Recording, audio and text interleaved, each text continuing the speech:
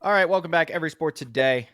I have Yes, to remember sir. to start right away because normally I leave a bit of a pause just in case I need a second. But now Yeah, that we're on YouTube, we got to start right away. So Cooper's first time on YouTube. Mr. dude, I Barklow know. is joining us.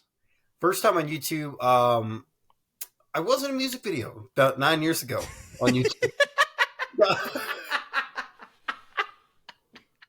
The It's greatest kind of video my of all first time. time, but it's first time as a podcast on YouTube. So that's definitely fun.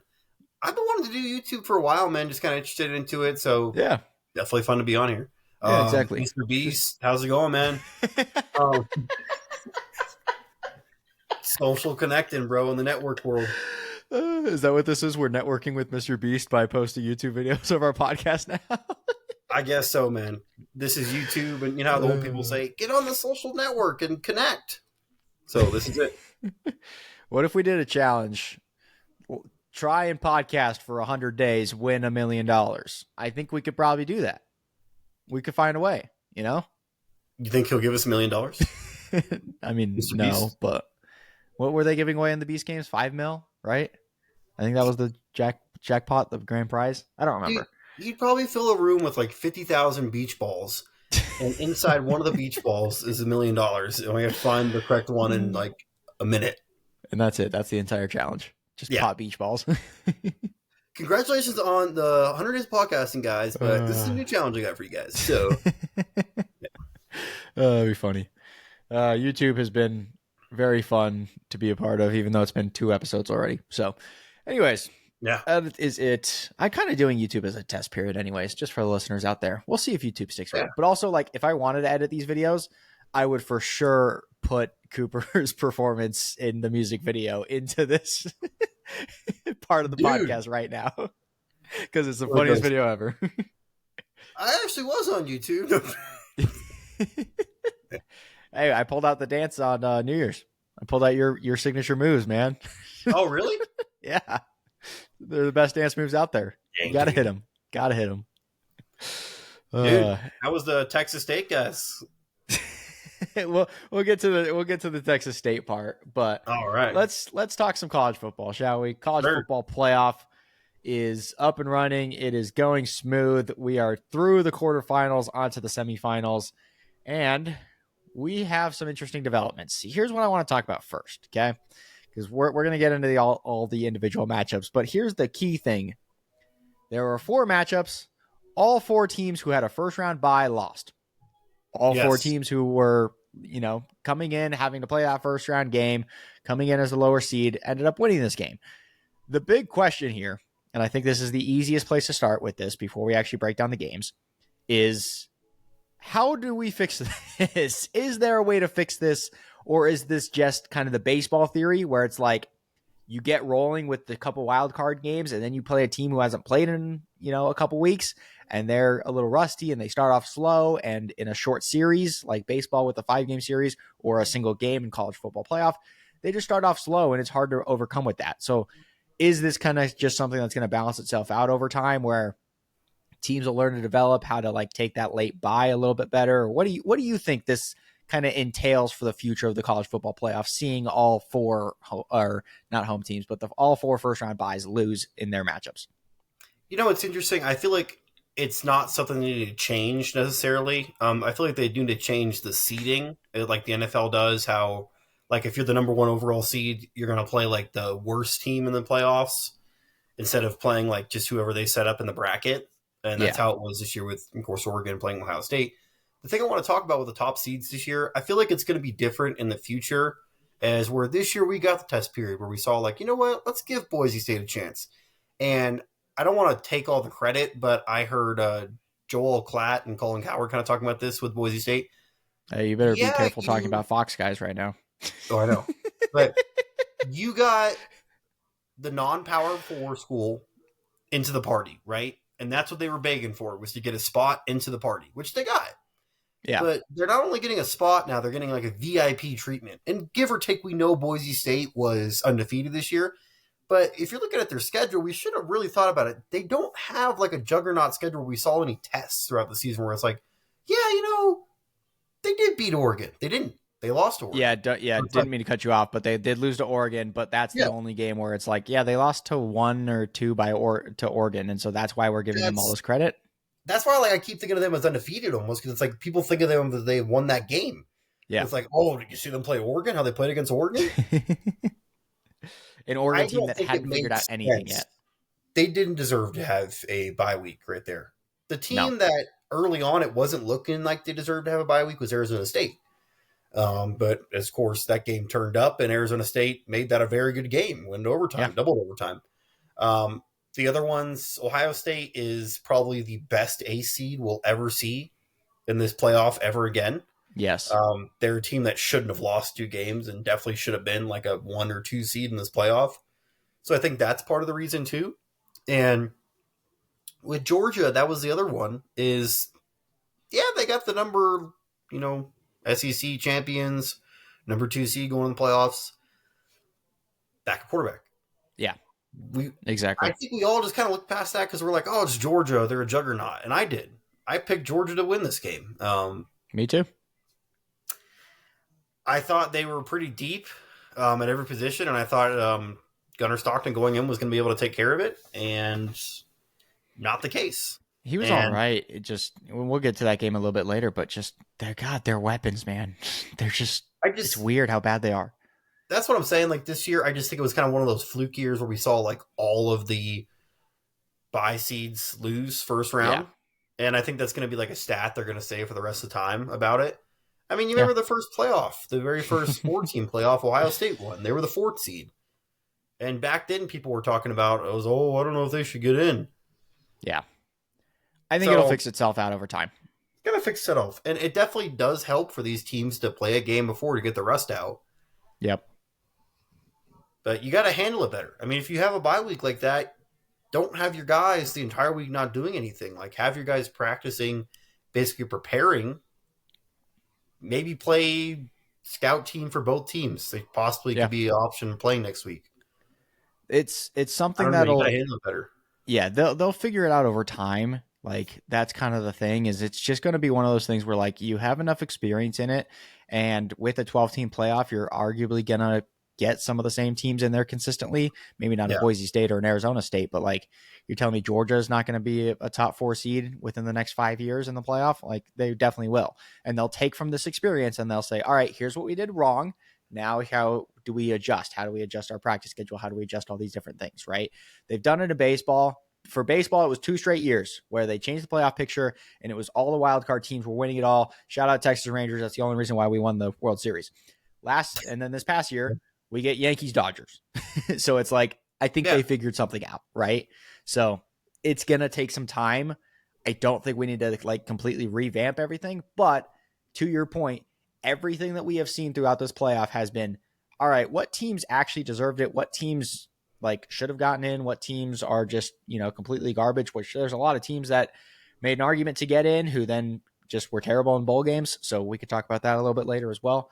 But you can make all these arguments, you can say all these different things, but at the end of the day, like it'll figure itself out over time. We can't like go rocking the boat too much after one season. The committee will figure it out.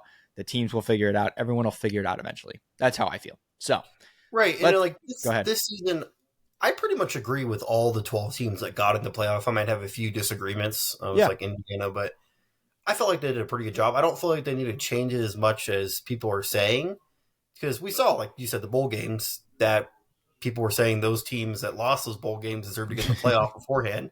Yeah, They're kind of shutting up now because they saw what happened. exactly. It's the playoffs, man. We see blowouts all the time in pro Yeah. sports playoffs. I mean, it's not anything new. People were freaking out first round. Oh, that's not the playoffs. I'm I've like, seen it in dude, college I'm football a playoff games Broncos too. fan. My Yeah. team's probably going to get blown out by the Bills this week. I was It's going to just set you part up for of that it. a little bit later, actually. I wanted to It's hear the just kind of Broncos part thoughts. of it. So it's like, if you're in, like, to me, if you were an Indiana fan and you actually expected to get to the playoff and like win some games and get through, you're not rationally thinking. Yeah, fair enough. No. All right, let's get into the games. Penn State, Boise State. Real quick on this game, okay? I watched this. It was New Year's Eve.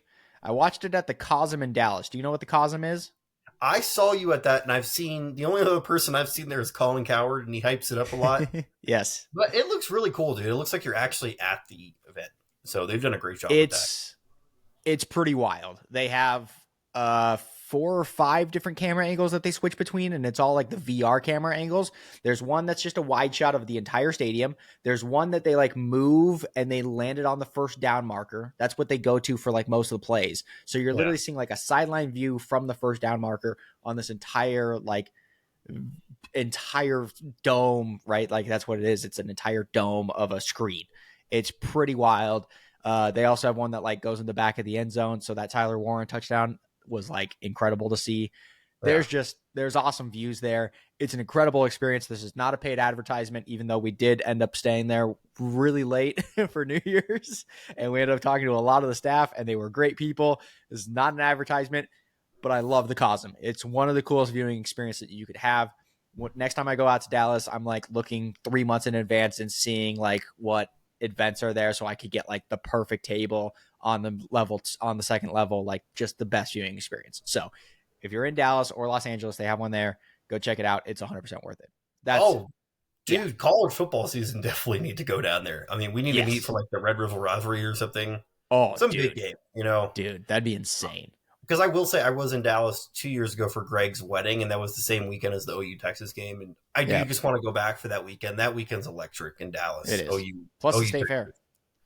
You know, Yeah, I it's moved to so I, much fun. I moved to Texas in 2013. I went to the state fair one time, and it was because I worked for T-Mobile. I didn't even actually like go as an attendee of the state fair. I was just there to work. It's kind of crazy. I never went What? to the state fair. Yeah, I need to Dang, go. I need to go this year. Actually, that's what I need to do. I'm setting that. I I'm need to setting that as go a as an goal. adult. I always went as like a kid. When I Yeah, first that's got fair. here, I went like every year, and then I like because I gave you tickets to the school. You never got a ticket at like Never, Heritage, never. really? Or I never like looked for a ticket. I don't know. Dude, you went to My family Roach, never right, went. for like a year? What? Didn't you go to Roach for like a year? Roach Middle No, School? I was just Heritage. Just okay. I Yeah, couldn't I remember moved if you got halfway here through eighth freshman grade or year. ninth grade. Yeah, It was ninth grade. Okay. yeah, Yeah, halfway through Roach. ninth grade. Sixth. I got here late sixth grade. I went in sixth grade in the spring. No, Yeah, sixth grade in the fall. Yeah, I I should went have sixth gone. grade in the fall, seventh and eighth. We should go this year, me and you, and then we'll either go to the Cosm and watch Texas OU, or we'll just go to Texas OU. We could just do that too. Yeah, that's We true. But could. I want to Like, go to it wouldn't be Cosmo. that hard. Yeah, the Cosm's sick. The Cosm's I sick. want to go to Cosmo. All right. LA, I have Yeah, no family in LA. I have we're not family in going to LA. Escondido, Yeah, but my dad's in Irvine, but that's not close enough. All right, Penn State, Irvine. Boise State. Penn State, Boise State. This is what we were talking about. Okay, what stood out to you the most? Was it just the fact that this felt like Penn State was dominant and in control the entire game, and Genti couldn't really get going? Like, was that just your biggest takeaway? Because it kind of just blared off the screen to me, where it's like Um, there's a gap between these teams. a There are huge levels to gap, this shit. and I don't know what we were thinking as far as members of the media. I like to say that, but I love when you say that. when everyone was hyping up Boise State, we should have just been like, "This is Genty State. This isn't really Boise State this year. This is because that's what the game was. Penn State, like they were trying to get Genty going, and he was doing his best, man. I don't want to hear people talk about see what happens when he plays real competition." Because no, he gave Oregon the business early on in the season, and the Penn Yeah. State game. When I was watching, he was breaking a lot of tackles, dude. He was Well, trying. Penn here's the State was thing. loading the box. They knew what they were going to do. Maddox Maxon. I don't know how that guy got a starting job at Boise State because I watched him play. I played as him in college football 25. He was Yeah, all right. yeah, But in real life, he looked out of place, man, playing Penn yeah. State. Well, and like, I mean, we've talked about we talked about this matchup last week on the podcast, and it was very much a conversation of Penn State has a incredible rush defense. They are going to have a hard time running the ball on this team, and so they had to pass more, which led to 3 interceptions and la da da da. That's where we ended up where we are, right? Like Yeah. everything that we talked about. So you want to talk about members of the media saying all this stuff about Genty? We went the other way, and we knew this was going to be the outcome because Yeah. it just kind of felt like this was the obvious way that this was going to go, right? It was, and I don't know why we gave them such a red carpet VIP treatment to the playoffs like we True. did for Boise State. Like, this isn't even the best Boise State team we've ever seen in the past. So I don't know why this year everyone was like just going so gun ho, like, oh yeah, they deserve a bye. Yeah, Like, I exactly. think they were so focused on giving conference champions bye weeks that they were like, well, I think they deserve it more than Arizona State, or Well, they they deserve had it to do more than that. the ACC champion. And I'm like, yeah, Clemson shouldn't have got it. I get the predicament they were in. Clemson shouldn't have got it as an ACC champion, and then Arizona State, they got one, right? Yeah, it But didn't really matter. Like if you're I Boise think, State, would you rather play Texas or Penn State? Flip a to coin, be right? honest, I think they should have gave like a bye week to like Texas. Give I it to I under someone else. I don't think they have to give it to conference champions. I mean, they do because they wrote it in like the rules of how they're gonna like break Right. down the college football playoff. But like to your point at the start of the show, they could adjust off this and change that for the future. Like Yeah, I change understand it. they're incentivizing conference champions, but that didn't work. So maybe we pivot. That'll probably be in a couple of years. They won't do it after this year because it'll feel like an overreaction, but it kind of is an overreaction because we I didn't was see making great fun of things. Lane Kiffin for talking about how different the SEC is and everything, but to be kind of fair, he is a little right because he was saying He like is. besides the SEC and there's a couple teams in the Big Ten. Outside of that, these other conferences aren't the same, and he's right. Exactly. And that fact where the Big 12 and the ACC just doesn't match up to the Big Ten or the SEC. So when you're kind of valuing their conference champions, then you're valuing like a Boise State who's Mountain West, Yeah. and you're trying to say like, yeah, let's give them a bye instead of Texas, even though Texas, yeah, they didn't win the conference, but they lost to Georgia twice. That's their only two losses to Georgia. Yeah, Like, exactly. I don't know. Same thing with Ohio State. Like Ohio State, they're so freaking good, bro. Like we all were Yeah. kind of making fun of them for losing the games they did, but when they're like on the money, like they were in that first half against Oregon, you can't stop them. Yeah. How'd you feel about Penn State in this game? I mean, obviously dominant performance, but like, did this lead you to be like, yeah, if they get past Notre Dame, they can take on Texas or Ohio State? Do you feel confident in them being a national champion? The only thing I'm worried about with Penn State is this is college football; it's not pro football, and this is a big drastic change from last year, where these Penn State players played a total of 13 games. True, If they make it all the way to the national championship this year, they will play a total of 18 games. which is I incredible. don't know if they have it in the tank to go that far. Where I'm really impressed by Penn State, to be honest with you, these past two games, to where usually they come out and just lay an egg in big games. Yeah. But James Franklin's got these guys going, and I know they beat SMU, and then of course this week Boise State. You're going to say people are going to say not you, but people are going to say, "Oh, it's not good opponents," but it's still playoff games. They put those teams in the playoff, so Yeah. shut up. Penn State did a good Well, job. They took care of business, and this week they have a chance if they can go in and take care of business against Notre Dame. I don't think there's anyone in the country that's going to doubt Penn State anymore. no. And here's the thing, right? Like, Roll Tide Willie will. Never mind. But Roll Tide Willie will yeah, doubt Penn State. He 100% yes, will. Here's yeah, the thing about their path. Yes, it was SMU at home and then Boise State. Like, and now you get Notre Dame, who one is coming off a shorter like rest period. They have 2 extra days of rest, by the way. Penn yeah. State over Notre Dame. That's something to point out. We'll talk about that in the matchup when we're previewing it. But that's 2 days of extra rest, and they need it especially because, like you said, they will like if they get to the national championship game, that's 18 games. Conference championship game, having to play a first round. They have played a lot of football, and it is Yes. starting to wear on them. And Abdul Carter got hurt in this game, who's arguably their best player. I would say he's their best player. I don't even think it's a question, Maybe honestly. best in the country, just position Yeah, wise. he could be the Yeah. best. Yeah, he could be the best defensive player in the country. Like that's how good Abdul Carter is. And a couple days ago, he said Franklin said that it's too early to tell. I don't like that when a coach says it's too early to tell, and we're Especially in the a couple days playoffs. away. Yeah, I don't like that. He should be saying, But like, yeah, he's going to play. He'll figure it out. exactly. But here's what I'll say about Penn State. They figured something out, man.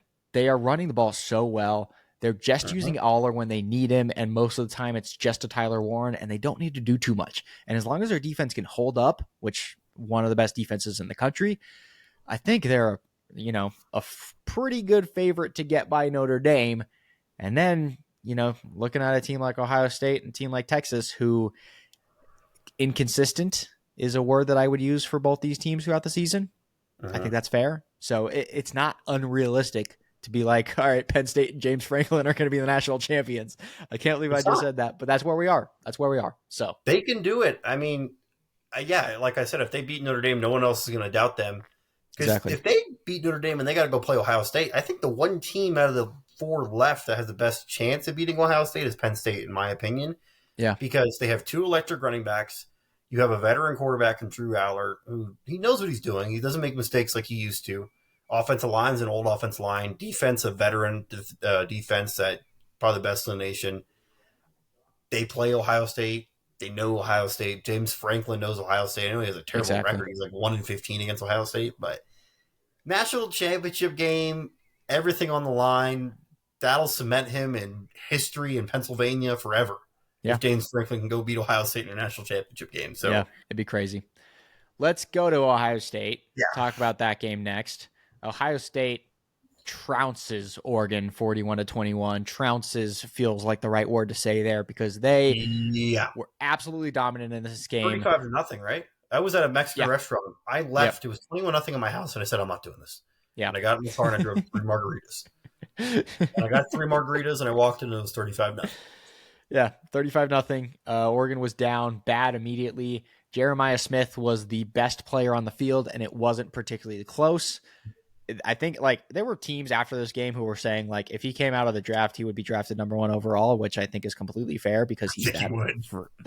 he's that good. Jeremiah Smith is so incredible. In like 3 years, I talked about this on the podcast yesterday, but in like 3 years, when we get a draft class of like Nico Iamaliava, Dylan Raiola, Arch Manning, DJ Lagway, and then like and then the wide receiver class of like Jeremiah Smith, the Bama kid Ryan Williams, like we could have an insane draft class that year, insane. And Jeremiah Smith might be the number one pick out of all those guys. That's how good he was. He was incredible in this game. Ohio State has been absolutely dominant in their first two games of the playoffs. Feels like they're rolling. How do you feel about? I mean, how do you feel about this game in particular? And then how do you feel about Ohio State moving forward? It was kind of like one of those like jaw dropping moments where like Yeah, I thought if they were going to beat Oregon, yeah, they could definitely beat them by a good amount, 14 or something. But that was ridiculous, dude. yeah, Like Oregon, you're supposed to be the number one team in the country, and you got literally steamrolled, dude. Like that was really embarrassing to me for Oregon. Like everyone's always laughed at you over the years. Like you never have a national championship. They always brag about their recruiting classes, their uniforms, and everything. And this was a yep, chance to go into the Rose Bowl and show, like, no, we're the real deal this year. We're the best team in college football. We're undefeated. We beat this team before. Let's beat them again. I'm not saying Dan Lanning didn't get his team ready enough, but he really didn't yeah. because this is the Rose Bowl, man, and you're losing 35-0 to Ohio State. It was I insane. don't know what their practices like how they were different than Ohio State's this week. I'd be interested to see that because I don't know how that happens even. Because Yeah. talent to talent, it's not like they're Ohio State's definitely more talented than Oregon, but not by that big of a margin. I mean, that looked like it was Ohio State playing Akron. Well, and real quick, like to your point, I wonder how their practice was this week. I wonder how their practice was for the last 2 weeks. They had a bye. They had more time to prepare for this, and they did not look prepared at all. And if it was pretty clear they knew they were going to play Ohio State, like there was a slight chance to play Tennessee, Yeah. but they should have known they played Ohio State. And you have film Ohio State. Like, Yes. you You've played played them them. once before this year. So I don't know what the issue was. You know Yeah. about Jeremiah Smith. You've played against them before this year, and you did an okay job. I have a thought on Dan Lanning, and I want to compare him a lot to Dan Campbell. I think both those guys are incredible motivators and can get their teams ready, but they're not like the most well prepared, thought out coaches. No, And in the games, they make some rash decisions that don't lead to a lot of success. I think Dan Campbell gets away with it a little bit better because the Lions are one of the best teams in the NFL, and he's got Ben Johnson to rely on for a lot of this stuff, who's probably the number one coaching hire out of all the coaches. Dan Lanning's just kind of Dan Lanning. And if he can motivate and he can recruit, cool.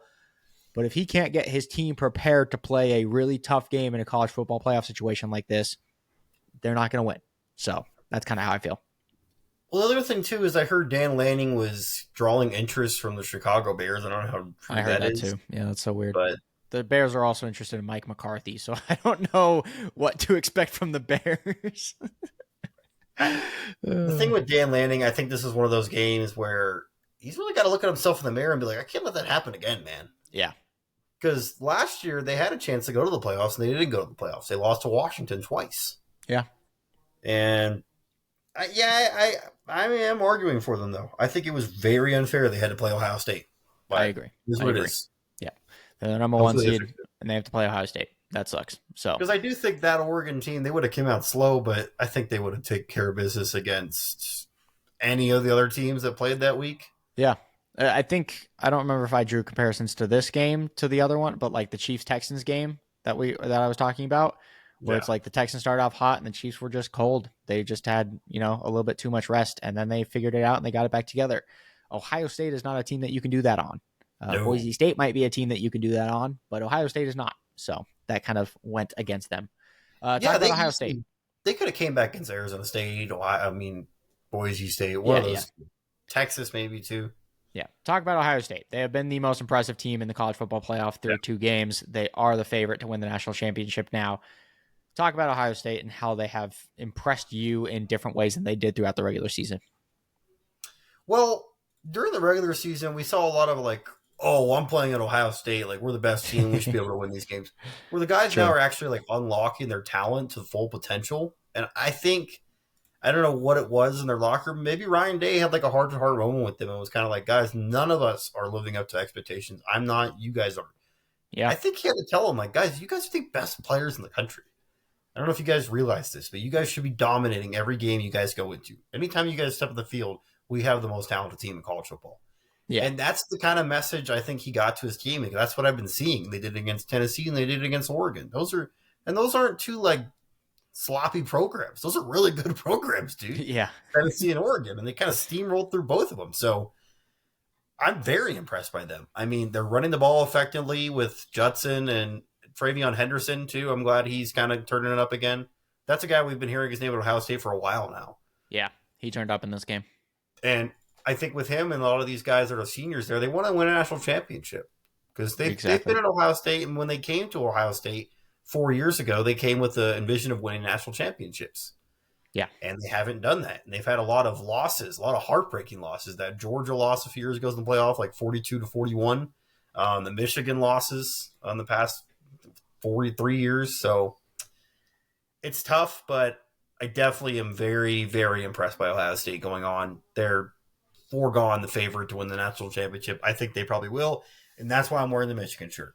Because Michigan has beaten them every single year, and they beat them again this year. So they'll be the national Ohio State wins the national championship. Michigan will also be a national champion. Because, the one team I saw this year that bottled up that Ohio State team was Michigan. I haven't seen anyone else do it. Yeah, exactly. And should we be arguing in the future that we should put 7 and 5 teams in the playoff? like Michigan and Florida. I'm just saying, both teams turned it up at the end of the season, man. Yeah, good for them. All right, let's move on. Let's move on. Let's save Texas, Arizona State for last. Let's talk Notre Dame, Georgia. Obviously, this game does get postponed today because of the tragedy that happened in New Orleans. Yes. Just wanted to, recognize that and the unfortunate situations here. But, the game got played. So the game got played. It was a day later. Notre Dame. This was a weird game where it felt like neither team did anything outstanding. But Notre Dame just kind of did the job, got it done, and came out with the win. I mean, Riley Leonard had 90 passing yards. I was going to say that. I was like, dude, if you told me that Riley Leonard finished the game with 93 passing yards against Georgia in the Sugar Bowl, I'd be like, oh, they got killed. If I would have told you that Riley Leonard was going to have 90 passing yards and lead the team in rushing, and Gunnar Stockton was going to throw no interceptions, would you have believed that they won this game? I would have said, oh, Georgia killed him, dude. Yeah. I definitely would have thought Georgia killed him. I don't know what it was with Georgia. It was like every time they had an opportunity on third down, they weren't converting. Nothing was moving on offense whatsoever. I know what it was. Even on defense. There were two things in this game. Wide receivers dropping catches at crucial times. Well, Georgia has some of the most drops this year. Yes, exactly. And it's been killing them all year. So, that's nothing new. They were 2 for 12 on third downs. That should tell you everything that you need to know. And then the fumbles. They fumbled the ball, 4 times in this game? Which is, they usually don't fumble the ball. Trevor Etienne has never had a fumble in college football. Exactly. And they couldn't run the ball. Trevor Etienne, 11 for 38. They just couldn't run the football. When you can't establish the run and you have a guy like Gunnar Stockton making his first ever college football start, it's not a good recipe for winning. And Notre Dame knew that, and they came out and played great defense. So credit to Notre Dame in that aspect. But yeah, this Georgia team was just weird, and it just felt like every time they needed momentum, they dropped a catch. That's literally what it was. I'm really impressed with the Notre Dame team. I Yeah, feel me like too. this is a Notre Dame team. They could win the national championship. They could beat Penn State, and they have a chance against Ohio State or Texas. I don't think they will win the national championship, but I was very impressed by them in this game. I didn't think they'd beat Georgia. I thought even Georgia with a backup quarterback. If Georgia played the third string quarterback, I would have picked Georgia. I'm an Yeah, SEC guy though, and I think just because we've seen Georgia be so dominant the past few years, I was like, I've seen this story before with Notre Dame. I get you guys beat Indiana. I don't think it's going to happen again. But they yeah, came out and played a pretty solid game. Not perfect game, of course, because on offense could have done a lot better. But you get what you take when you play against Georgia. I mean, that true. Georgia's defense is still incredible. So Notre Dame still played a very good game. And Yeah, the punt return touchdown definitely helped a lot. exactly. Yeah, their Yeah. special teams has actually been really good this year. Like they were talking about that all season, and they've showed up. They showed up huge in this game. That was obviously a big momentum swing for them. I don't really have much else on Notre Dame. Like Georgia, obviously you lose Carson Beck, but like I don't know how much better this team would have been in this game with Carson Beck. Do you think they're winning this game with Carson Beck? I don't think so. It felt like Notre Dame just To shut them be down. honest with you, I'm going to say yes. Okay. Because I feel like Carson Beck has willed this team to win. We saw it against Georgia Tech. Yeah. I felt like, I mean, they maybe not have won the game, but he would have put them in position to win. Bama. He took them back against Bama, too. They were Yeah, getting that's fair. killed by Bama. That's fair. I just don't think he's very good, and he's ugly. So, I mean, yeah, he looks like a sloth. Gunnar But Stockton, pretty attractive dude, especially when you compare him to Carson Beck. That's all I'm saying. quarterback, though, he's all right. Yeah, Not that great. yeah, he's not great for a quarterback, but like when you compare him to Carson Beck, also I mean, this is also a huge win. Georgia's out of the playoff. We don't need to see Carson Beck on the sideline anymore because he looks No. even uglier not in football pads. That's just me being Now, honest. the one thing I want to talk about with this game, and at first I was like, I get why ESPN was pointing the camera at him, but like Parker Jones, number 39, Yeah. he's getting really excited, and you're supposed to stand back on the sidelines, and the ref ran into him. To be honest with you, the ref was running way on the sideline, Yeah, he deep in the was. He was sideline. deep. Yeah. I'm like, yeah, Parker Jones was definitely in the fall. He shouldn't be that close to the white line and everything. You're supposed to be. The coaches always used to yell, "Get behind the yellow line." There's a yellow line on the sidelines, but Yep. it's like behind the yellow line. But anyways, he got hit. Georgia, that play gets called back. It's like a huge play that got them first and goal. They Yep. get a field goal out of it though, at least. That's not why they lost the game. They lost the game because of fumbles, third down conversions. And at the end of the game, I don't know if you saw it, but ESPN, like with like it's about a minute left in the game, they're just like keeping the camera on the Parker Jones guy, just following him on the sidelines. They would Talking about not how let him Georgia just lost live this his game and life. going into the Yeah. offseason. I'm like, bro, why are you guys ruining this guy's life? I mean, for the rest of his life now, if you ever say the name Parker Jones, people are going to know he's the guy at Georgia, and they're going to blame the loss on him. We need Parker Jones to transfer to like Georgia Tech and just get like a massive NIL deal from Georgia Tech and be like, yeah, fuck Georgia. Like that's just his entire brand. Bro, I feel so bad for him, bro. He's a walk on. He came Yeah, from he's a walk Albany, on. Yeah. Georgia as a walk on to be a corner at his dream school, the Georgia Bulldogs. I'm just thinking of putting myself in like his shoes. If I was good enough to like walk on at Florida Yeah. and I'm like a backup guy and I'm running down the sideline, I This would be game down. also this game Because also he had started transfer. like yeah, Literally exactly. the next day he had to post this thing talking about how he's had his transfer. Yeah, it's really sad. Parker Jones, like the guy on Georgia, I don't remember the guy's name, but like this game started with a Georgia guy running into the punter twice. The same, or no, it was a Notre Dame guy who ran into the Georgia punter. Like, right? Yeah. Yeah. It was the Notre Dame guy who ran into the Georgia punter. This game started with a Notre Dame player running into a Georgia punter twice. And then he also had like two penalties on defense where they just kept showing him. And yet he was like completely overshadowed by Parker Jones. And nobody cared anymore. It was pretty impressive. I don't know if it was like these teams were having to prepare for the games in like the hotel like meeting rooms and stuff because the Yeah. city was like on lockdown. So maybe that was the reason for like the special teams blunders. Could be. Yeah. Like there wasn't enough space to do like a full walkthrough. Yeah. With all the lockdowns and everything like that, could have, led to just some like, sloppiness, I guess. I think that's fair to say. Also, if I have to hear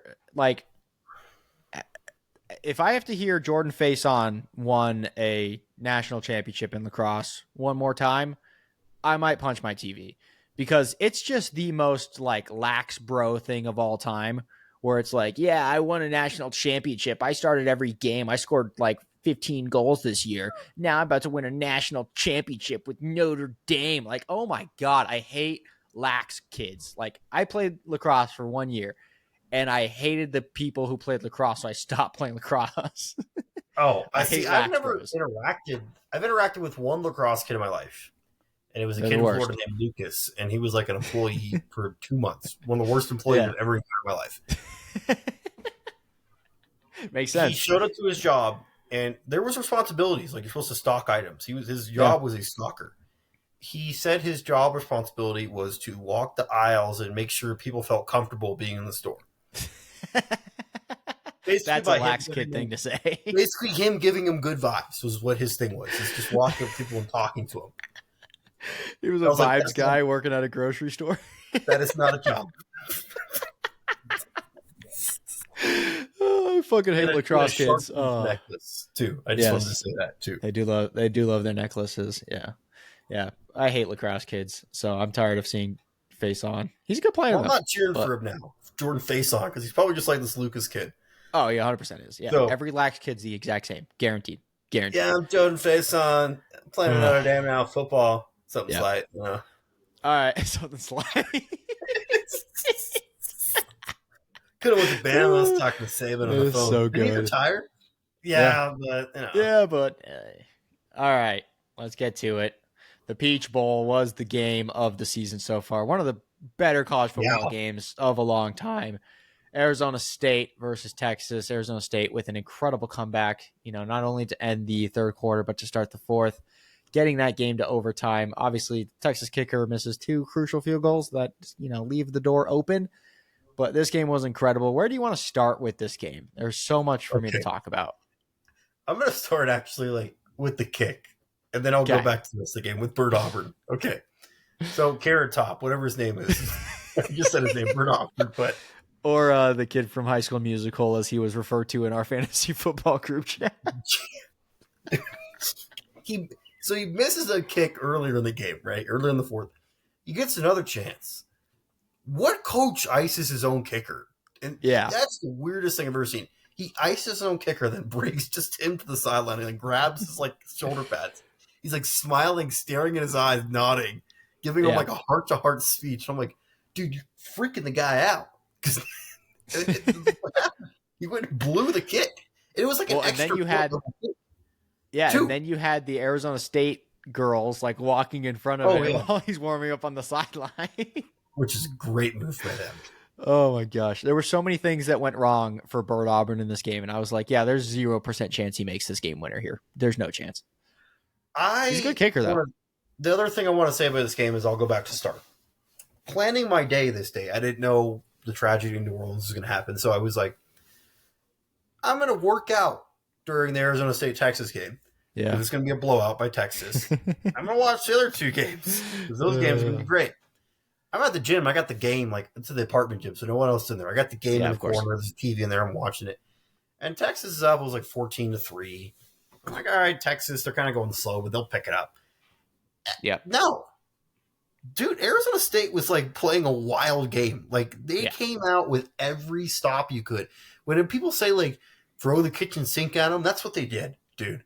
They did. I think the story of the game was that Cam Scatabo throw on he was supposed to do a reverse and throw it back to Sam Levitt, and he just decides to chuck it deep. And he throws this terrible pass. Yeah, I'm like, oh, it's going to get picked. What are the Texas defenders doing? They're just like staring up at the ball, and then the Arizona State receiver just runs there and catches and goes to the end zone. The game was so weird, dude. It was. It was a weird game. Let's talk about Scattaboo for a second and the Arizona State side of things. This is one of the most impressive, not only like college football, but football single game performances that I've ever seen. Genuinely. Yeah. And I know that like people are bashing him for going on the sidelines and throwing up, and everyone was like, oh, he probably had a long night out last night. And everyone was making all these jokes. But like 30 carries, 143, 2 touchdowns, 8 receptions, 99 yards, a passing touchdown on top of this. That's why he's throwing up. Yes. Like, it is an incredible performance from him. It's something that I don't think we've seen before. Like, Ashton Jeanty had 30 carries and did nothing against Penn State. Scattaboo had 30 carries in this game, had 143 and 2 touchdowns. Oh, and he also had 8 receptions for almost 100 yards out of the backfield.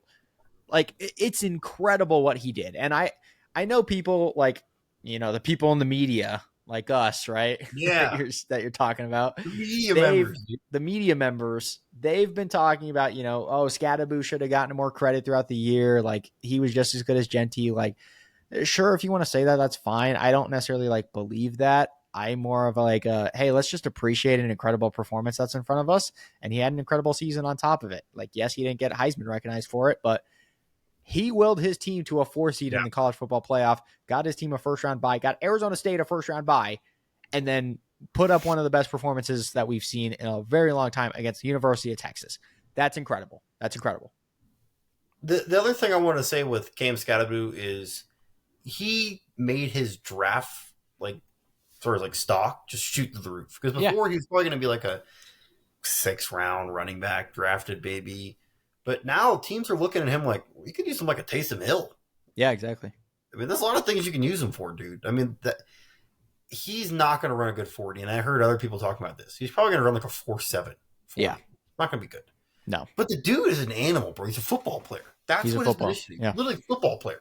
Yeah. Put him anywhere on the field. He'll play special. He's going to light you up on special teams, dude, and he's going to make a name for himself. I guarantee you. He's a football So, guy, man. If you put him that on special guy's teams, he'll be the hardest working special teams player you'll Yeah. see in the NFL.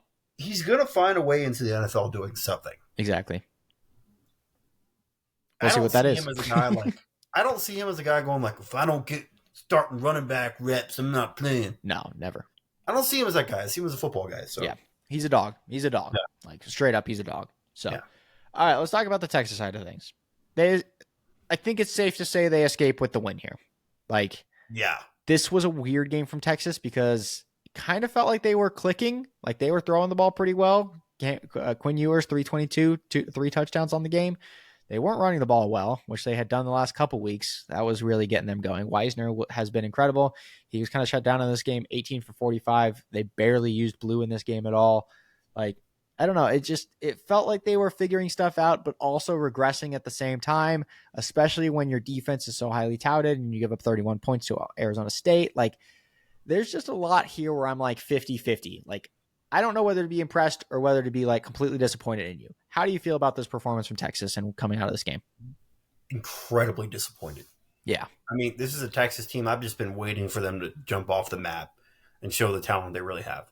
And it didn't happen in this game at all. And Well, they showed a little bit. They did a little bit, but even the week before with Clemson, like Clemson's not that great of a team. So they were putting it up on Clemson. I was like, all right, we'll see some more next week. I thought they were really going to start plundering Arizona State. They should have. They have a lot more talent than them, but they didn't. They never turned it up. Quinn Ewers later in the game, too, he's just lobbing passes, dude. He's gotten lazy with it. Like, Yeah. the one he chucked deep and Arizona State picked it off, the safety picked it off over the middle, where it was like he just kind of stepped back in the pocket. He looked like me playing college football 25. Just throw it deep. Screw it. Yeah, that was a weird one. Like, I feel like at a point in this Ohio State game, don't wait too long. If he's not playing well, put Arch in. Yeah. If I'm Steve Sarkisian, I wouldn't waste my time in this game coming up against Ohio State. I think there's a real possibility that we get like a 28-3 Ohio State lead at halftime, and we see Arch Manning coming in the college football playoff semifinal. I think there's a real possibility. That's a huge possibility. I think that's what's going to happen. And that's the point I'm saying is that's too late. Exactly. It's like at that point, Texas lost the game. Yeah. I think if it gets to the point where Ohio State's up like not 10-0 or 14-0, but like 17-0. Put them in. And Ewers was all right in this game. I mean, 322, 3 touchdowns. Yeah, he had the interception, but like felt like they got something going in the passing game. Helm was involved a lot. Like Matthew Golden, obviously 7 for 149 in the touchdown. I don't understand why Isaiah Bond can't get involved in this game, in this team. Like he's kind of fallen off a cliff recently when he was arguably the best receiver at Alabama last year. Like it's really weird how he transferred and started off the year hot and how now has done nothing. And that's kind of a resemblance of how Texas' offense has been, but it's just so hit or miss. And so it felt like, yes, you got, a great performance out of Matthew Golden. You got Gunnar Helm being reliable. Even Ryan Wingo had a couple nice catches in this game.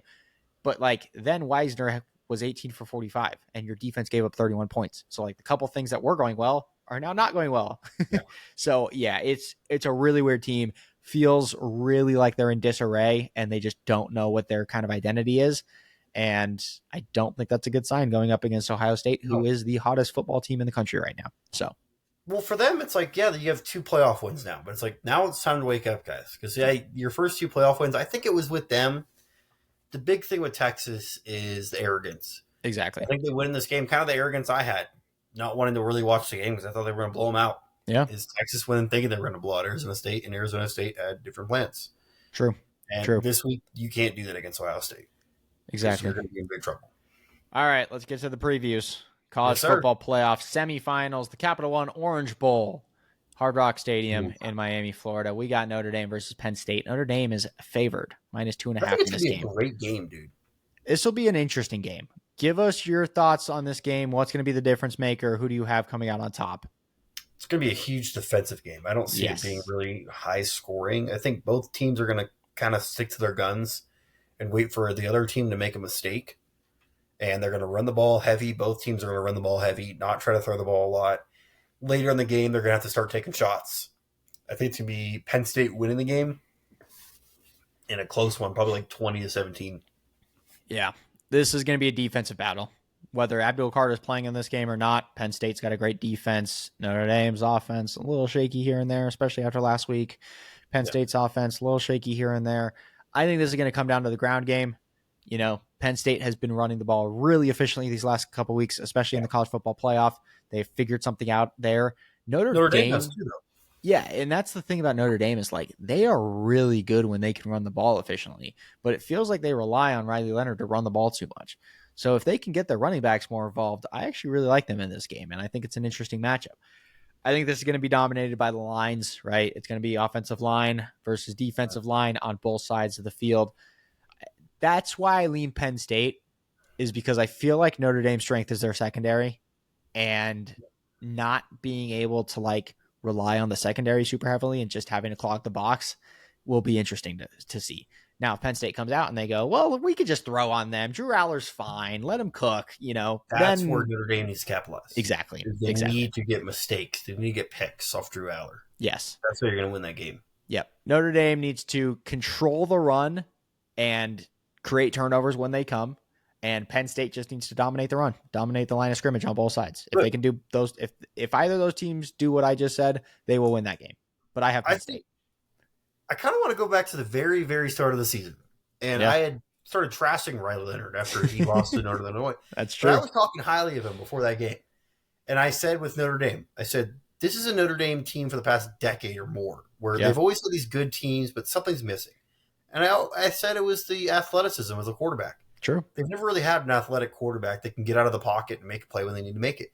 And I think that's the thing with Riley Leonard that puts them in these positions to win big games like they did against Georgia, is he doesn't need to do it with his arm. Yeah, Slip out of the pocket. Go run. If you can run, do it. I mean, Riley Leonard's an athlete, man. He's a basketball player. He's a forward. His exactly. first love is basketball. He wanted to play forward at Duke. So He's I been really think good. unleash him against Penn State, because I think Penn State is going to control the box where you're not going to be able to use your running backs that effectively, like Julian Love, Yeah, to get into the secondary. And as far as throwing the ball in Penn State, it's going to be hard too because their pass rush is really good.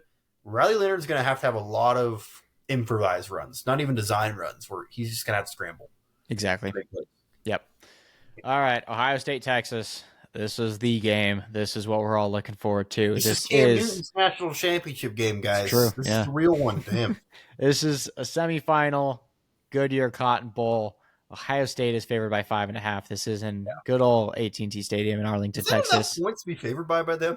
But this Ohio State team, I don't know. It's interesting. I'll let you go first on how you feel about this matchup, what the keys are going into it, and how you feel coming out of it.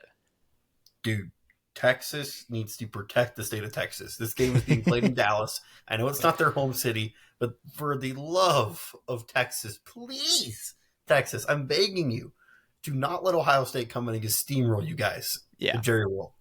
Because I think that's what Ohio State is looking to do. This Ohio State team is very motivated to win a national championship game. And the way the guys are talking about Texas, they want to beat Texas more than they beat any other team. Will Howard saying he wants to beat Texas. He never beat Texas. Playing Exactly. Kansas State, he wants to beat Texas. And guys on the roster at Ohio State have played with Quinn Ewers. And it doesn't sound like maybe that relationship was that great when he was there. Yeah. And I think that's vice versa for Quinn Ewers. Go out and beat that team, bro. They didn't think you were good enough. They didn't think you were going to start there. So go back and beat them. Who do you have winning?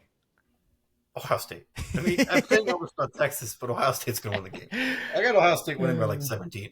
This team is. I hate Ohio State. I'm just going to say it, guys. But you got to give credit where credit's due. They're freaking good, man. Yeah. I think they got the best roster in college football. Like I said, Ryan Day, that's all you got to say to your players when you step on the field. You guys are the most talented team when you step on the field. Go play like it. It's Jeremiah Smith, you're the number one pick in the draft, and you can't even go to the draft. So go play like it, bud.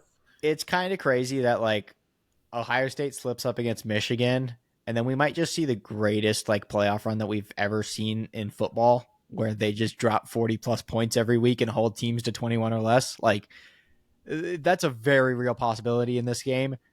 I don't see it being that big of a blowout. You know, I have this game being a little bit closer. I actually like the fact that this game is in Arlington. I think is actually a big deal. There's a lot of Texas fans in Arlington, and they will A lot want of to show up Ohio to this State game. fans too.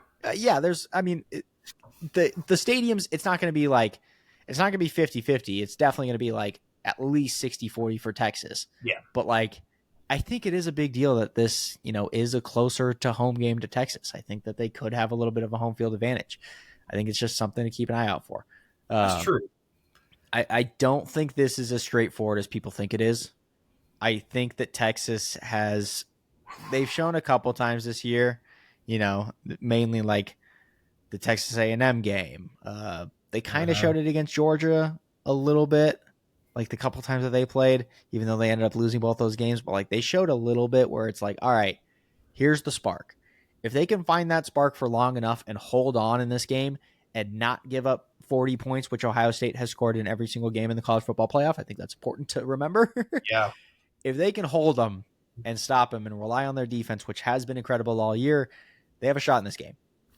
I don't think that's going to happen, though, because Ohio State's offense is just rolling that efficiently right now. So I would give it to Ohio State, maybe like a 6-point game or something like that. I think they probably cover the spread. But I think this is definitely like there's a couple things that Texas could do to win this game, but they would have to do all of them very well. And Ohio State would have to have a similar game to like Michigan. So we'll see. I doubt it. But yeah, the way Ohio State's rolling right now, it's hard to bet against them. So they're incredible. I think the Great team. biggest mistake for Texas would be to come out and start trying to play Ohio State's game because I think Ohio Exactly. State's going to try to do what they did against Oregon and just come out with bombs Yep. and just try to score fast. And I think Texas really slow the game down. That first drive by them should be like a 7-minute drive by Agreed. Texas. Kind of take the steam out of Ohio State and your defense. That front seven has to be an impenetrable wall. You have to Yes. force Will Howard to throw the ball. And yeah, they got weapons on Ohio State. They're going to score points. But if you force him to throw the ball, he's going to make a mistake eventually, I feel like. Yeah. And I I think it's going agree. to be later in the game. I think I, that's the recipe to success for Texas is winning this game like 33-30. yeah. I agree. That does it But for the Quinn college football Ewers, playoff.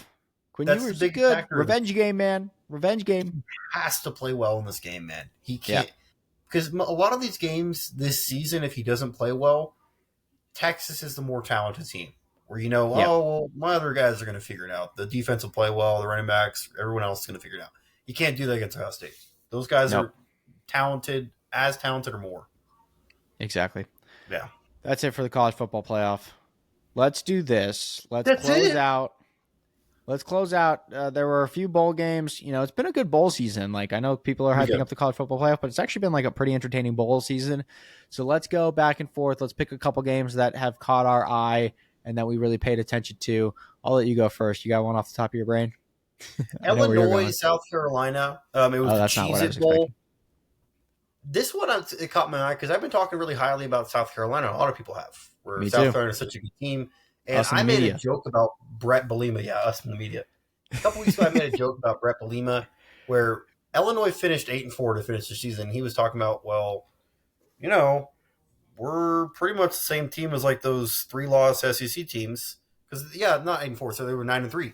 They Yeah. were 9-3, just like South Carolina, just like Alabama, just like Ole Miss. And he was talking as where they should get in the conversation to get in the playoff. Yeah. And I was like, oh, come on, Illinois, you're being stupid. Don't say stuff like that. After they beat the South Carolina team, I was watching that game, and South Carolina couldn't get the ball moving. That No. Illinois defense was real, and they just seemed like they wanted it a lot more. And I'm looking at their losses this season. They had a loss to Oregon, they lost to Penn State, and they lost a really close one to Minnesota. Minnesota's a Yeah. good team. Maybe he wasn't that far off Yeah. because we talked about how much better the SEC was than the Big Ten, but maybe it's not. Maybe those conferences really are the top two conferences in college football, and that's how we need to see it. Because Yeah. Indiana lost to Notre Dame by a smaller margin than Georgia did. True. Yeah. So if we're Illinois was a talking good team about, this year. yeah, I mean, I thought that was a really interesting game because it kind of shut up the narrative of, oh, see, South Carolina, Alabama shouldn't have got in over Indiana. Yeah, It's like, exactly. should they have? Because you couldn't even beat Illinois in a bowl game. Yeah, I agree. Yeah, All right, my first pick. This is going to be my first pick every single year, whether the matchup is good or not. It's the Pop Tarts Bowl. The Pop Tarts Bowl is yeah, just significantly the best bowl game that we have every year from now on until the rest of history. It is just by far the most entertaining. got the And wild berry back. Good exactly, flavor. we got the wild Got 'em in berry. the Yeah, cabinet. impressive. And this game was good too. And the main thing I want to talk about is Cam Ward just coming out and deciding to break the record while just standing there and doing nothing.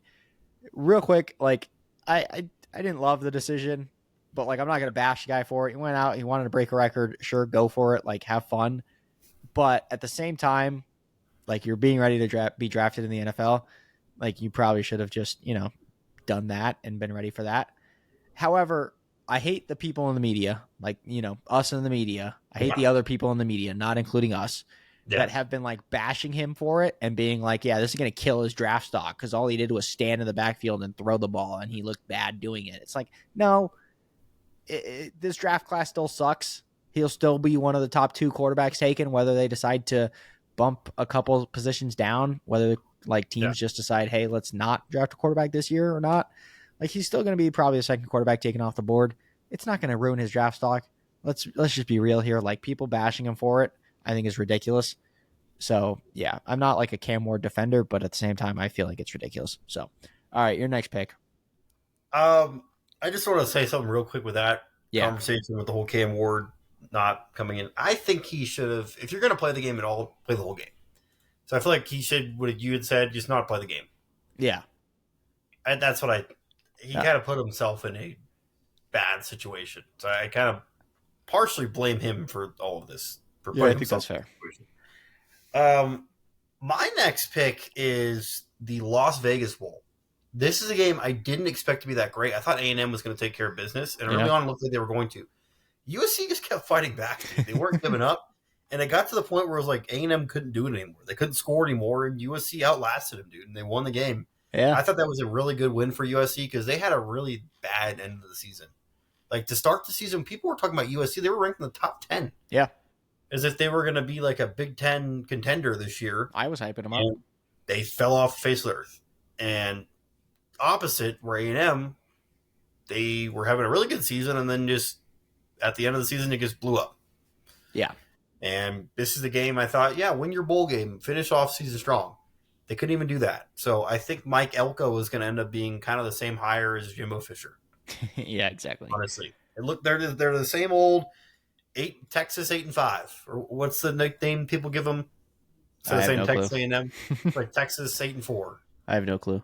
Because yeah, they always But just yeah, go that's what they are. 8-4, and they go to a bowl game and lose a bowl game. They go 8-5. Yeah. And Only then thing I next miss. year we're going to talk about how great this team is, how talented they are. They go to the national championship. I'm tired of doing it because I keep doing it for A&M. I keep every year saying like, "Oh, this is the A&M team's going to break through," and they don't do it, man. Never. Yeah. And even this bowl game, that's what shocked me is they let a USC team where guys transferring out, it's like backups playing in the game. You let them beat you. Marcel Reed played in the game. Yeah. Real quick, Dude. Yeah, go ahead. I'll just say this on this game before wrapping it up. Jacoby Lane, he's really good. I've mentioned his Yeah. name a couple times this year, but 7 for 127, 3 touchdowns. He's a sophomore. He's going to be back next year. Like, I think he has a legit career in the NFL coming up. So keep him healthy. He could be a high draft pick next year. The So one thing I want to say about him is high draft pick. He's got a high voice. he does He's have a got high a voice. He He does has have a a high voice. stranger voice than Patrick Mahomes, guys. I'll just say that. Yes. If you guys I haven't was listened to a not Jacoby expecting Lane interview, go listen to Jacoby Lane. Was that the one? Did you send it to me? I don't remember or not, but it was it was weird. I Someone said his saw it. name too. I I must think it I was you. I could have, yeah, could have been. All right, my next pick, partial meme, partial not. Texas State absolutely taking it to North Texas, beating them Yeah. 30-28. The only thing I'm going Go to say on this Cats, game, go. and shout out to Matt. Met Matt this weekend. Great guy. Fucking love Matt. Here's the thing about Texas State. Okay, they kind of got screwed in this game like multiple times. Like there were a lot Yes. of bad calls against them. There was that sequence where they probably could have like justifiably scored 4 touchdowns, and neither of them got called a touchdown. Like, listen, to overcome the refs doing all that is impressive, but also on the flip side, the North Texas quarterback, Mestamaker, he hadn't started a game since freshman year of high school. He was on freshman A team or I don't freshman know B team how or something you like that. get in the situation where you haven't played since freshman year, but now you're playing football at North Texas. I don't know either. It feels like he's just lived the Alex Moran life from Blue Mountain State, but Yeah. just since being a sophomore in high school. So this dude must just be like laying pipe relentlessly, just not caring about football. And now all of a sudden it's like, hey, you're actually the starting quarterback for North Texas in a bowl game. Have fun, see what you could do. So yeah, it was incredible from the Texas State side, overcoming the refs just absolutely straight up screwing them on Screwing multiple them. occasions. And North Texas quarterback starting his first game since he was 16 years old or 15 years old, which is just crazy. That's So, insane. I yeah. just think it was a cool bowl game that was played in Dallas at SMU Yeah, Stadium, exactly. Gerald Ford Stadium, two Yeah. Texas teams, North Texas, kind of North Texas. Yeah, Texas State is not. But Yeah, yeah. But they had a good Central. showing. They had a good crowd there. They came up. Yeah. All right, your next game. My next game, I thought it was going to be a much better game. It's a game I like, but I hate because I hate mayonnaise. But I love watching the Duke's Mayo Bowl because they dump mayonnaise on the winning coach at the end. It was so And funny. Minnesota won this game. I thought Virginia Tech was going to come out and have a better showing. They lost 24-10. It didn't end up being that great of a bowl game, but I just like this Minnesota team. I like PJ Fleck. He's a history guy. He said he was going to be a history professor if he didn't become a coach. Yeah. And he tells his guys stories before the games, like of history stories, especially about the University of Minnesota and their football program, their history of it.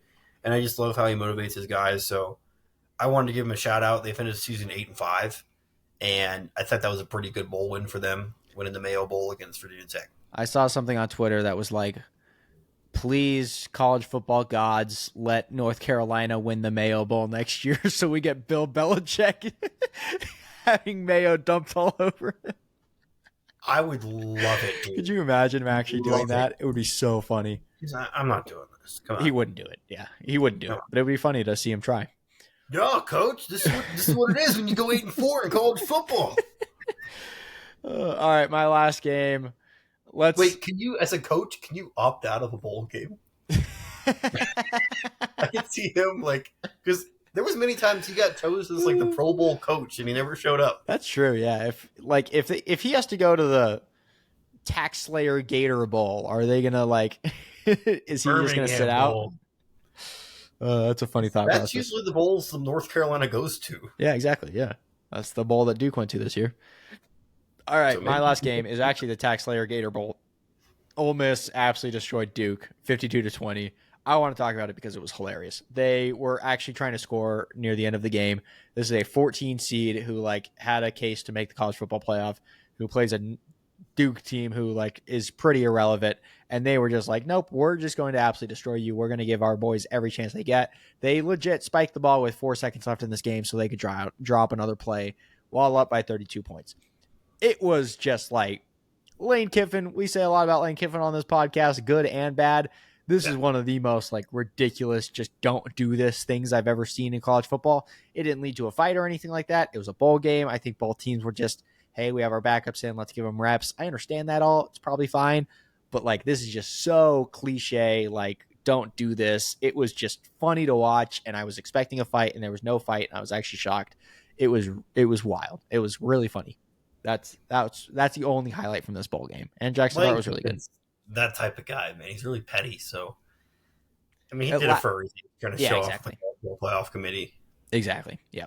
Last thing I will say, Jackson Dart really impressed me in this game, and he was good all season. And I wouldn't be shocked if Jackson Dart was the best quarterback coming out of this draft class. Like I, in 4 or 5 years, if you were like, all right, here's the quarterbacks that were drafted: Shador, Cam Ward, Jackson Dart, Quinn Ewers, maybe like these are Carson Beck. Like these are the 5 quarterbacks who drafted in the first like 3 rounds or whatever. The only one who's currently starting is Jackson Dart. I wouldn't be like shocked. I think there's a possibility. yes, I think it definitely is a possibility. I got to get that game out of my mind. I guess I can't get that Florida game out of my mind. He had Yeah, that's some fair. terrible throws there at the end, Yeah, that's where I fair. was like, I don't know if this could be a quarterback in the NFL. Yep. Dishonorable mention for games. Colorado State lost 43-17 in the Snoop Oh, Dogg Arizona Bowl.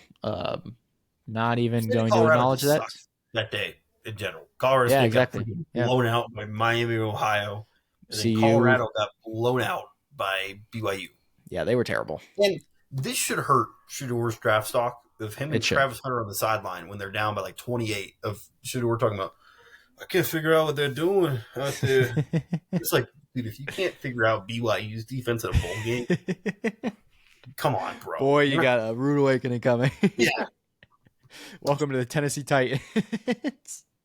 I know where Actually, I'm he won't go to going. the Titans, but yeah. All right. The Titans want to draft Cam Ward from what I heard today. Interesting. Interesting. All right. That does it for this week of the college. Oh, I was going to ask you this. Let's wrap up here. I think this is a good thing to wrap up with. Plus, it's good for a clip. Ready? I saw this on Twitter. So I'm completely Yeah. taking this, but I'm going to clip like right here so no one knows that like I took it from Twitter. You ready? I'm going to ask you this. Okay. Of all of the college football playoff New Year's Six games, if you had to pick one of the games to just be the national championship game every year, like that stadium, the same bowl game every single year, which game would you pick? I mean, it's the Rose Bowl, man. Yeah. There's no doubt about it. It's just the background of it. There's so much colors, and when you fill the stadium up, it splits the stadium.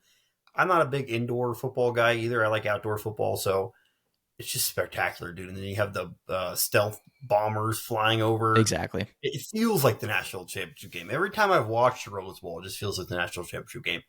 The vibes are different when you win a national championship game there than another stadium.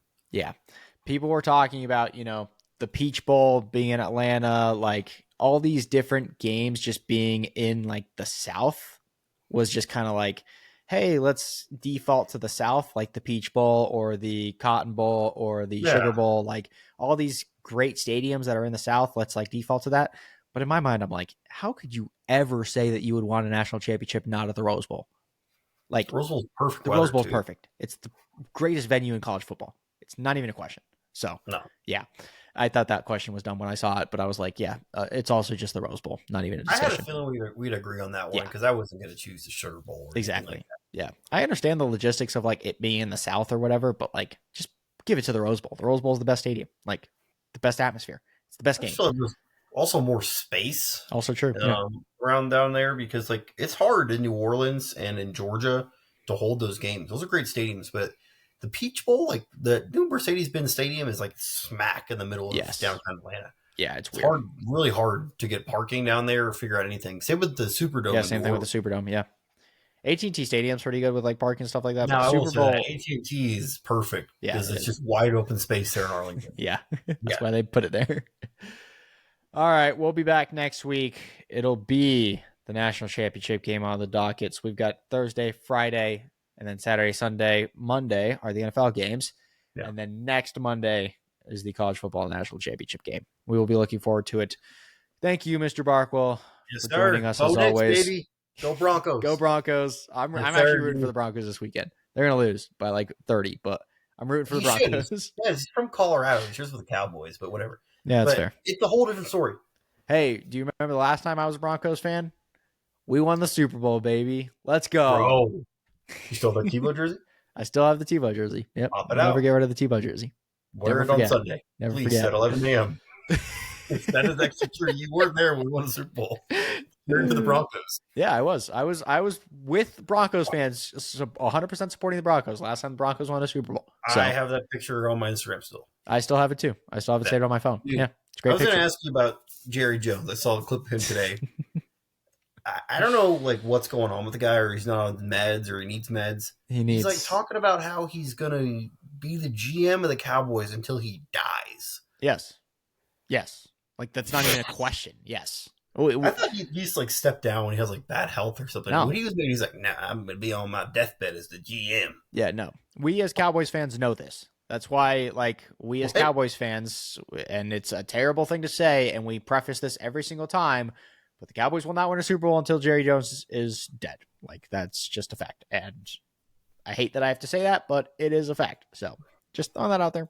I, I have no further comments on Jerry Jones. I hope they get rid of Mike McCarthy. Actually, I hope the Bears hire Mike McCarthy so that way we can just go But get someone else. But the last thing I want to ask you is not even about Jerry Jones. I guess what kind of is, but with Mike McCarthy, his contract goes through January 10th. Why are you guys just like not doing anything? Like, are you? yeah, I don't understand They that asked either. him. They asked Jerry. They're like, "What are you doing with the contract?" He didn't answer. I He's still in the building, I think Jerry doesn't want to fire anyone, and so he's so just he's gonna let not. the contract like Yeah, run so out. he's just gonna like let the contract run out and just be like, "Oops, I guess like we're still looking at re-signing him to a new contract. We just haven't yet." And then they just eventually sign. Uh, So who's a terrible coach that they what could do you what sign? do you send him a text and be like, "Hey, Mike, we might sign you back, but right now your key card is not going to work at the building." Yeah, exactly. That's basically it. Yeah, start preparing for next season. Because They'll make an even worse coaching hire, though. I guarantee it. the Bears requested an interview today, like you saw. They requested an interview Mike McCarthy, and they're just waiting on the Cowboys to respond. And I'm like, I I know hope they do. Jerry's just letting that like pen just sit there pending. Yeah, exactly. He's like, all right, man, I'm gonna let nobody else tell me I got to make a decision. I'm gonna wait. Oh God, I love Jerry Jones, man. And What then a it's like he waited too long to hire Belichick because that was the guy he was like hinted at hiring at, yep. and now it's too late to hire him. And we're not getting Vrabel either because he's gonna go somewhere else, guaranteed. Yay! And we're not getting Ben Johnson because for some reason there's just 0% chance we get Ben Johnson. Anyways, if we hire someone, it's gonna be terrible. I'm thinking maybe my son Steven could coach the team, Yeah, it'll be some and shit I'll like be that. the GM. We do a whole family business. Or they'll just like promote Mike Zimmer and they'll just be like, "Oh, Mike Zimmer, long time head coach in the NFL. Let's just move him up." Defense wasn't the issue this year; it was the offense being hurt. Like I could see that happening, which would be stupid because Zimmer was not great this year. We could Anyways, bring back Jason Garrett. that actually it might be on the docket as Oh well. my god! Anyways, that's enough Cowboys talk. I'm Yes, already sir. depressed. All right, All right. that does it for the podcast. Appreciate everyone listening. We will see you Yes, guys sir. next week. Bye. Ooh.